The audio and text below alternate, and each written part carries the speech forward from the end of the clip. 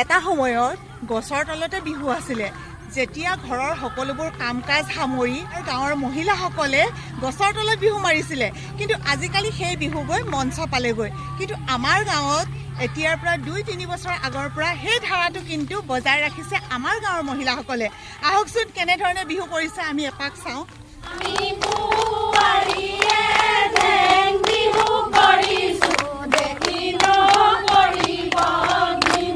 বোৱাৰীসকলৰ লগত আমাৰ অকণমানি নাচনীজনী বহাগ মানে নতুনত্ব বহাগ মানে হেঁপাহ বহাগ মানে আৱেগ আৰু এই বহাগে সকলোকে যাতে ভালে কুশলে ৰাখে কোনে কয় মানুহৰ মাজত মিলা প্ৰীতি নাই বুলি মিলা প্ৰীতিটো অন্তৰৰ কথা চাওকচোন আজি সকলোৱে কেনেকৈ একত্ৰিত হৈছে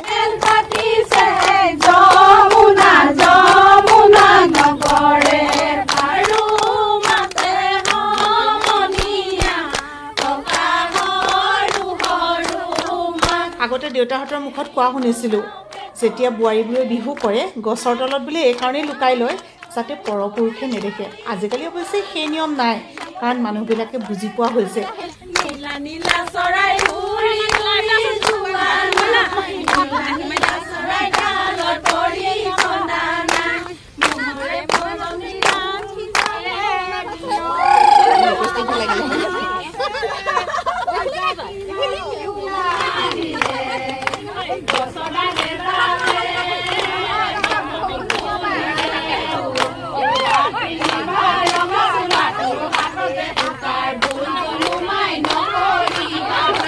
ঘৰখন এৰি মাইকী মানুহৰ এদিন যাবলৈকে অসুবিধা হয় সদায়নো ক'ত যাব পাৰিব আচলতে সেইকাৰণে গছৰ তলতে এনেকৈ বিহু কৰি ফূৰ্তিও কৰা হ'ল আৰু প্ৰত্যেকে একেলগতে ইয়াতে এনেকৈ হৰাই দিলে বিহু মৰাৰ পিছত চাহ একাপ নাখাম সেইটো হ'ব পাৰেনে প্ৰত্যেকে ঘৰৰ পৰা কেনেকৈ লচ কৰা পিঠা যে যেনেকৈ পাৰে তেনেকৈ লৈ আহিছে আৰু সঁচাকৈ আজি দিনটো যে বহুত বেছি মনত থাকিব প্ৰত্যেকে কৈছে জানেনে মানুহ এদিন গুচি যাব কিন্তু এই স্মৃতিখিনি সদায় সজীৱ হৈ থাকি যাব সেৱা লৈ চাহ খাই আকৌ শেহতীয়া বিহু গৰুৱে দেখিছেনে লগতে বিহু কৰিবলৈ আহিছে গছ তলৰ বিহু আৰু